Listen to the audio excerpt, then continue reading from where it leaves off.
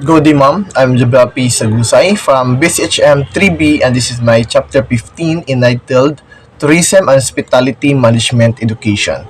So before we proceed to the main topic, here's the list of the learning objectives. So first is the differentiate schools abiding with laws from those that are not. Second is identify the requirements in the opening and operation of the tourism or hospitality management program and tourism-related technical vocational program. And next is the identify the laws governing various issues in tourism and hospitality education. So the first one is curriculum. So what is curriculum? So a curriculum of the BS of Tourism, Hotel and Restaurant Management program of the different colleges and universities around the country should be compliant with the CHED Memorandum Order number 33 series of 2001.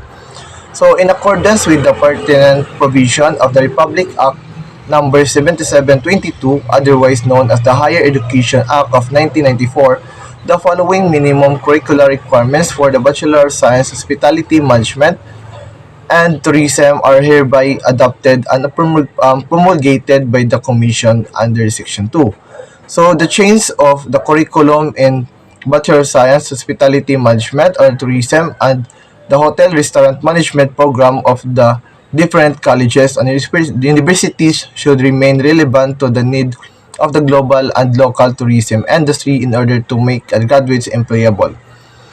To date, Filipino tourism and HRM graduates are among the most of the demand hotel worker in the world. Approximately every 4 years, the curricular of these two course program of the updated by the CHED upon the recommendation of the technical panel for these courses who compressed expert in industry and academic. Second is the school laboratories and other CHED requirements. So, the grant of government recognition shall be based on full 100% compliance with the minimum requirements prescribed by CHED in the offering of a particular program or studies, especially in terms of faculty, library, laboratory, and administration.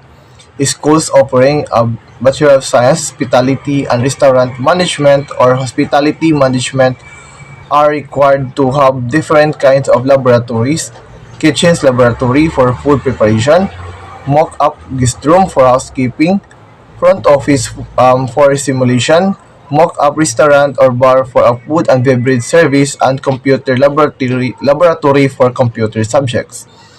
So, in discussion of the law, for schools seeking to operate for the first time of Bachelor of Science on Hospitality Management or Hospitality Management Program, they need to secure a government permit from CHED.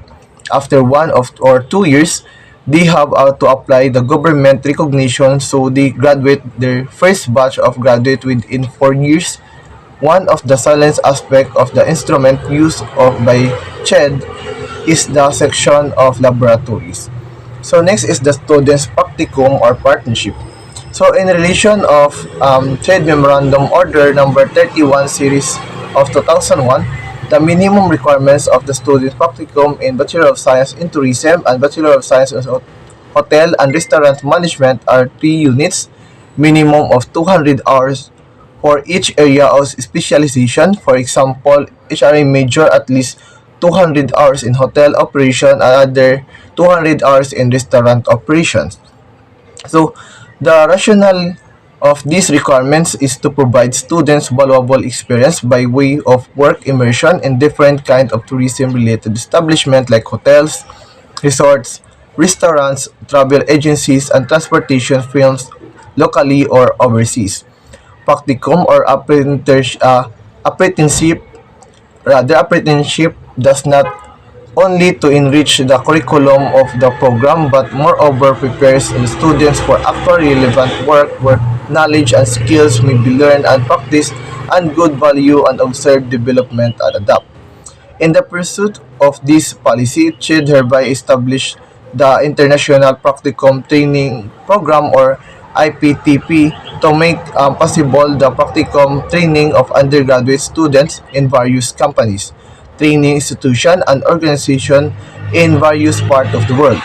The learning that the students get under practicum training will develop new competencies and skills that will make them internationally competitive for employable here and abroad. Next is the accreditation and deregulation of schools.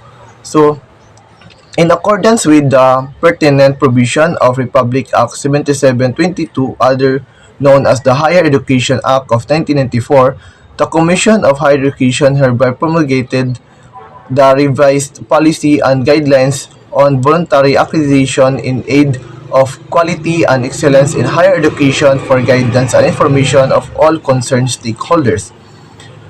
Collegiate schools are generally supervised by CHED. Those that have been granted accredited status level 2 are deregulated and are given freedom to change their curriculum provided by meet the minimum standard prescribed by CHED. They only need to inform CHED of the change. On the other hand, schools are granted autonomy. This means that they are no longer supervised by CHED and they have the wide range of privilege include curricular autonomy, new program offering, and more. Next is the tuition fees. So the allowable increase in tuition and other fees is all levels should not be more than the prevailing national inflation rate. So the prevailing national inflation rate shall refer to the average annual headline inflation rate at national level of the immediately preceding year prior to academic year for which is intended increase shall take effect. So any increase of tuition or other fees is all levels to be made up by private higher education institution or HEIs shall be subject to consultation with the stakeholders and approval of the Commission of Higher Education. Next is the sexual harassment in the academy. So in Section 3 of the Anti-Sexual Harassment Act of 1995 of Republic Act number 7877 provides that in our education of training environment, sexual harassment is committed in the following. So first is against one of who is under the care or custody of supervision in the offender. Second, against one whose education, training, apprenticeship, or tutorship is entrusted to the offender. Third is when the sexual favor is made in the condition to a given or passes grade or the granted of honors on scholarship or the payment or stipend allowance or other benefits, privileges of consideration, or lastly, when the sexual advantages result in all intimidating, hostile, or offensive environment for the student, trainee, or apprentice.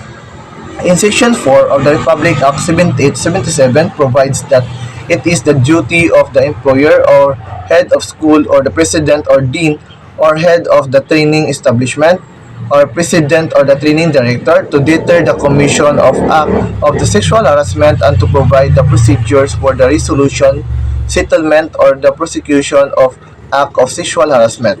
To accomplish this, the employer of head of office shall under the Section 5 of this law provides that the head of the school shall be solidarity liable for damages arising from the act of sexual harassment committed in the school in the head of the school and informed of such act by the offended party and no immediate action is taken thereon. Next is the random drug testing for tertiary level students.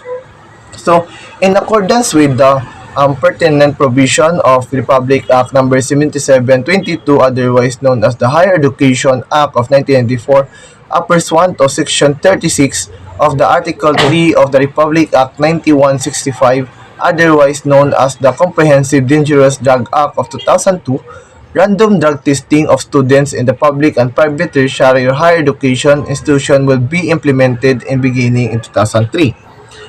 Next is the tertiary education equivalency.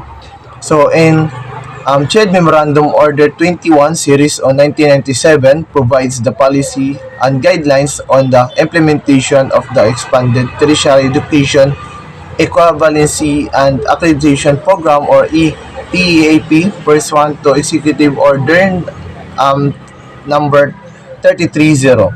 So many of the practitioners in the tourism and hospitality industry were not able to complete college degrees because of the various reasons.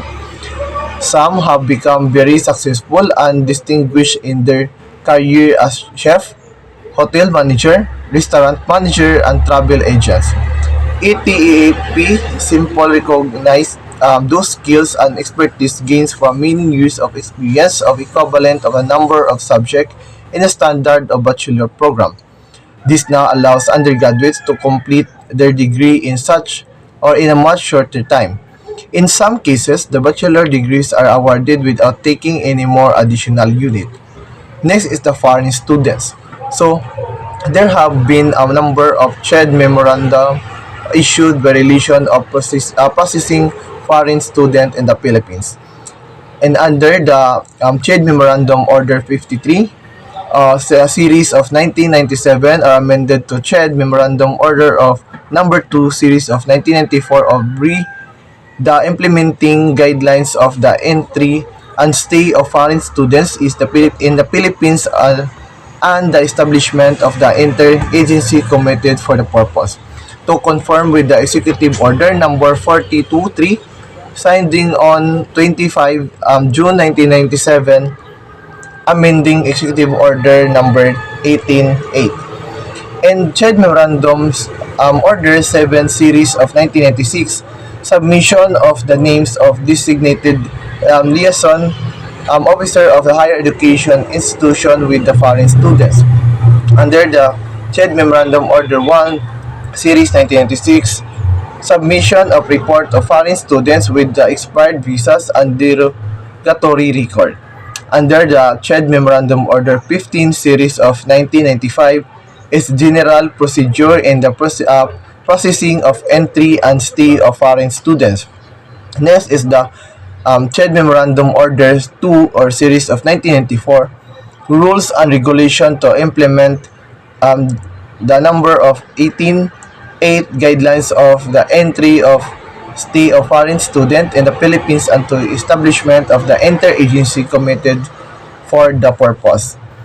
The typically foreign students enrolled in Philippine school in granted student visa travel to this home country once or twice a year, rent studio or apartment, and visit tourist spot in the country.